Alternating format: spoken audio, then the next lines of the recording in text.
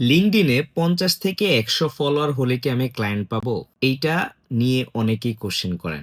Problem হচ্ছে আপনি বুঝতে পারতেছেন না যে ৫০ থেকে ১০০ ফলোয়ার কিন্তু অনেক বেশি ইম্পোর্টেন্ট ১,০০০ ফলোয়ার থেকেও। কারণ এই ৫০ থেকে ১০০ ফলোয়ার যদি আপনার টার্গেটেড পিপল হয়ে থাকে, আর যদি আপনার ১,০০০ পিপল টার্গেটেড না হয়ে থাকে, তাহলে আপনার ওই ১০০ ফলোয়ারই আপনার জন্য হচ্ছে গোল্ড মাইন। সো অনেক বেশি ফলোয়ার থাকলে ক্লায়েন্ট পাবো বা অনেক প্রজেক্ট পাবো এই ধারণাটা কখনোই মাথায় রাখা যাবে না। বরং আমার টার্গেটেড ১০০ ফলোয়ার আছে কিনা সেটা দেখাটা হচ্ছে ইম্পোর্টেন্ট। সো আপনার বায়ার পার্সোনা এবং টার্গেটেড অনুযায়ী যদি ১০০ ফলোয়ার থাকে আপনি ক্লায়েন্ট পাবেন।